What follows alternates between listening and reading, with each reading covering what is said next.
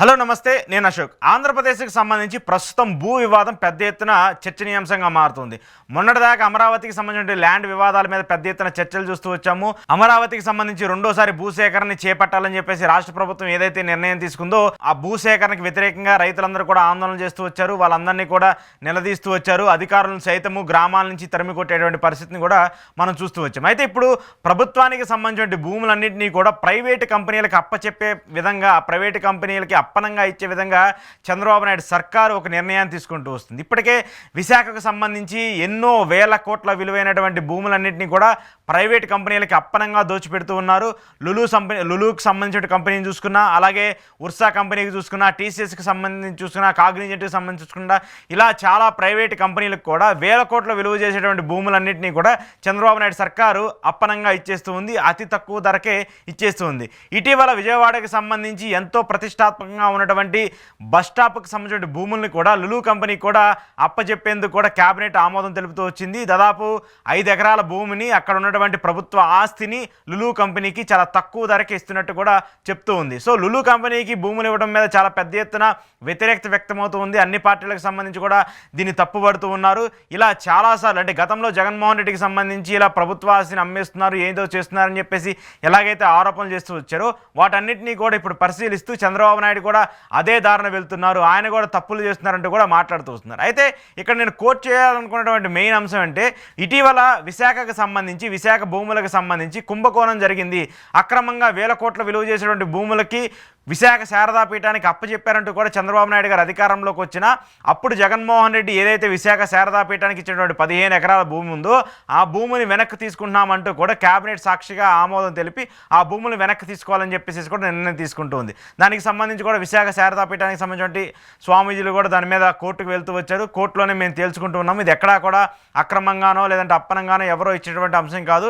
ప్రభుత్వానికి సంబంధించి అప్పుడున్నటువంటి విధి విధానాల ప్రకారము, అప్పుడున్నటువంటి నివేదికల ప్రకారమే మేము ఆ భూమిని తీసుకున్నామంటూ కూడా వాళ్ళందరూ కూడా సవాల్ చేస్తూ కోర్టులకు వెళ్ళినటువంటి పరిస్థితిని కూడా చూస్తూ ఉన్నాము. సో ఇదే నేపథ్యంలో వాళ్ళకి సంబంధించి ఒక మాట, ఇప్పుడు లులుకి సంబంధించి ఒక మాట అంటూ కూడా ప్రజలందరూ కూడా చర్చించుకుంటూ ఉన్నారు. అంటే స్వామీజీలకు సంబంధించి ఏవైతే భూములు ఇచ్చారో ఒక్క విశాఖ శారదాపీఠానికి సంబంధించే కాదు, చాలా స్వామీజీలకు సంబంధించి, ఇటు చిన్నజీర స్వామికి చూసుకున్నా, లేదంటే మరి కొంతమంది అక్కడ హిందూ దేవాలయాలకు సంబంధించి, ధార్మిక సంబంధించిన ఎవరైనా వ్యక్తులున్నా కూడా వాళ్ళకు కూడా అప్పుడు జగన్మోహన్ రెడ్డి ప్రభుత్వం కొన్ని భూములు కేటాయిస్తూ వచ్చింది. దాంట్లో ఆధ్యాత్మిక క్షేత్రాలకు సంబంధించి కావచ్చు, ఆధ్యాత్మికంగా ఆంధ్రప్రదేశ్ అభివృద్ధి చేయడానికి సంబంధించిన అంశాల మీద కూడా వాళ్ళని డెవలప్ చేయాలంటూ కూడా జగన్మోహన్ రెడ్డి ఆదేశాలు ఇస్తూ వాళ్ళకి భూములు కూడా కేటాయించే పరిస్థితి చూస్తారు. అయితే ఇప్పుడు కేవలం మిగతా వాళ్ళు ఎవరికి కూడా ఆ భూముల్ని రద్దు చేయకుండా, మిగతా వాళ్ళు ఎవరికి సంబంధించిన విషయాల్లో కూడా దూర్చకుండా చంద్రబాబు నాయుడు గారు మాత్రం కేవలం విశాఖ సంబంధించిన శారదాపీఠానికి సంబంధించిన భూములు మాత్రమే వెనక్కి తీసినట్టు ఒక ఆర్డినెన్స్ని, ఒక జీవోని తీసుకొచ్చి ఉంటుంది. మరి ఇది ఎంతవరకు చట్టబద్ధం, ఇది ఎంతవరకు నైతికంగా మనం చూడాల్సిన పరిస్థితి ఉంటుంది? లులుకు మాత్రము ఎలాంటి ఏదో ఒక చిన్న షాపింగ్ మాల్ నిర్మించేటువంటి కంపెనీకో, లేదంటే ఒక షాపింగ్ మాల్ కట్టేటువంటి పరిస్థితి ఉన్నటువంటి కంపెనీకి వేల కోట్ల విలువ చేసేటువంటి విజయవాడ నడి బొడ్డున ఉన్నటువంటి 5 ఎకరాల భూమిని మనం అప్పనంగా ఇచ్చేస్తూ ఉన్నాం కదా. దాంతోపాటు విశాఖకు సంబంధించి వేల కోట్ల విలువ చేసేటువంటి సాగర తీరంలో ఉన్నటువంటి విలువైనటువంటి భూముల్ని మనం ఇచ్చేస్తూ ఉన్నాం కదా. దాంతోపాటు మత్స్యకారులకు సంబంధించి ఏదైతే భూములు ఇచ్చేస్తూ ఉన్నారో ఆ మత్స్యకారులకు సంబంధించిన భూములన్నింటినీ కూడా వెనక్కి తీసుకొని కొన్ని పోర్టులకు సంబంధించి ప్రైవేటీకరణ చేస్తూ వాళ్ళందరినీ కూడా భూములు ఇచ్చేస్తూ ఉన్నాం కదా. వాళ్ళందరికీ ఏ ప్రాతిపదికన మీద ఇప్పుడు ఆంధ్రప్రదేశ్ ప్రభుత్వం భూములు ఇస్తూ వచ్చింది? ఏ ప్రాతిపదిక మీద జగన్మోహన్ రెడ్డికి సంబంధించి భూములు ఇస్తే వాళ్ళని తప్పుబట్టి లీగల్గా ఇచ్చినటువంటి భూములను కూడా మీరు వెనక్కి తీసుకున్నారు కదా. మరి ఇప్పుడు ఏ చట్ట ప్రకారము, ఏ న్యాయం ప్రకారము, ఏ లీగాలిటీలో చూసుకొని మీరు ఇలా ప్రైవేట్ కంపెనీలకి వేల కోట్ల విలువ చేసేటువంటి భూములను దోచిపెడుతూ ఉన్నారు? అప్పుడేమో ఒక మాట, ఇప్పుడేమో ఇంకో మాట. ఇప్పుడు మీరు అధికారంలోకి వచ్చారు కాబట్టి మీ ఇష్టం వచ్చేట్టు చేయొచ్చు, అధికారంలో ఉన్నారు కాబట్టి మీరు ఏది చెప్తే అది నడుస్తుంది. ఎవరి మీద ఆరోపణలు చేస్తే వాళ్ళకి సంబంధించి ఆరోపణలు చేస్తూ ఉన్నారా?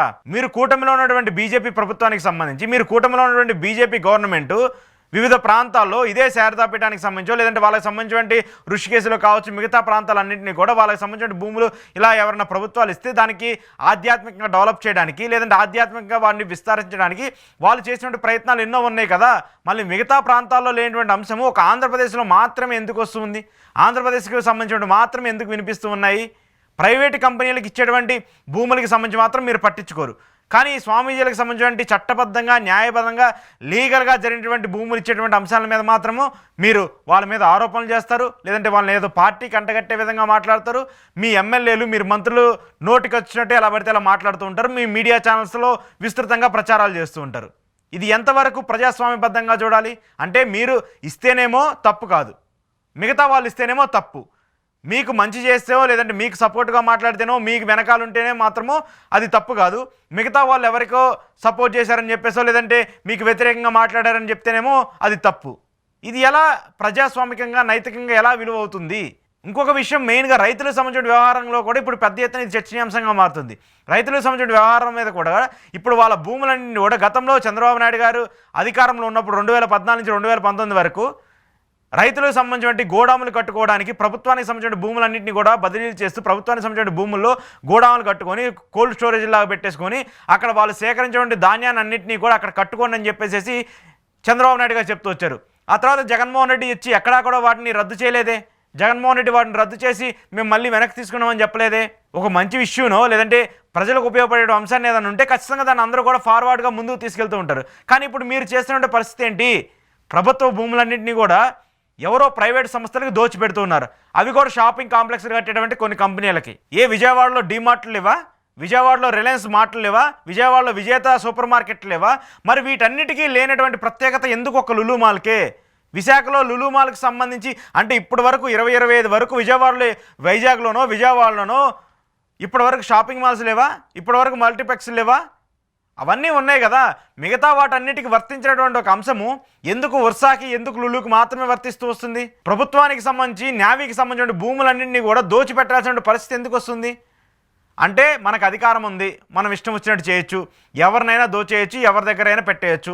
ఎవరైనా పెద్దల దగ్గర నుంచి దోచి పేదలకు పెట్టాలనుకుంటారు. కానీ పేదల దగ్గర నుంచి దోచి పెద్దలకు పెట్టేటువంటి ప్రజాస్వామ్యాన్ని అలాంటి చరిత్రని చంద్రబాబు నాయుడు గారి దగ్గర చూస్తున్నాము. ఆయన ప్రభుత్వానికి సంబంధించి మాత్రమే చూస్తూ ఉన్నాం. ఖచ్చితంగా దీని మీద ప్రభుత్వం పునరాలోచించాలి. గతంలో మీరు జగన్మోహన్ రెడ్డి మీద ఆరోపణలు చేస్తూ ఉన్నారు, ఆయన ఎవరికో ఇచ్చారు ఏదో చేశారని చెప్పేసి మీరు ఆరోపణలు చేస్తూ వచ్చారు కదా. అంతకు మించి 100 రెట్ల ఆరోపణలు మీ మీద వస్తూ ఉన్నాయి. అంతకు మించి 100 ఎత్తున ప్రశ్నలు మీ మీద వస్తూ ఉన్నాయి. వాటన్నిటికి కూడా మీరు రాబోయే రోజులు సమాధానం చెప్పాలి, సమాధానం చెప్పి తీరాలి.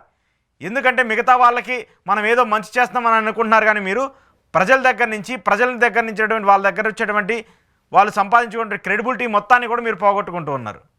ఇలాంటి ప్రైవేట్ కంపెనీలకి వేల కోట్లు విలువ చేసేటువంటి భూములు మీరు ఇస్తూ ఉన్నప్పుడు అది ఖచ్చితంగా ప్రజల్లో నెగిటివిటీగానే ఉంటుంది. మనం శారదాపీఠం మీద ఎలాంటి ఆరోపణలు చేసామో మర్చిపోయామా? ఎలాంటి విమర్శలు చేసామో మర్చిపోయామా? వాళ్ళని ఎంత హ్యూమిలియేట్ చేస్తూ మాట్లాడతామో మర్చిపోయామా?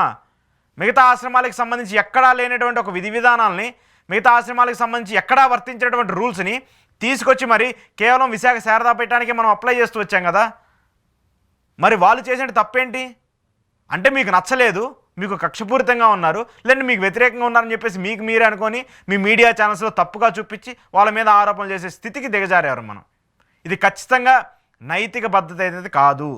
ఆలోచించాల్సిన అంశం ఖచ్చితంగా చంద్రబాబు నాయుడు గారు మీరు ఆలోచించి దీనికి సంబంధించిన పరిమితుల మీద అంశాల మీద లులు కంపెనీకి మీరు ఎలా అయితే ఇస్తూ ఉన్నారో వాటన్నిటి కూడా మళ్ళీ పూర్తిగా ఒకసారి ఆలోచించి, ఎందుకు రేపు జగన్మోహన్ రెడ్డి వస్తే వాటిని వెనక్కి తీసుకోవాలనే రూల్ ఏమన్నా ఉందా? ఖచ్చితంగా తీసుకునే పరిస్థితులు ఉంటాయి కదా. సో అలాంటి అంశాల మీద కూడా పునరాలోచించాలి. ప్రజలకు సంబంధించిన ఆస్తుల్ని, ప్రభుత్వానికి సంబంధించిన ఆస్తుల్ని ఇలా ప్రైవేటు కంపెనీలకు దోచిపెడితే మాత్రము ప్రజలు ఖచ్చితంగా సహించరు.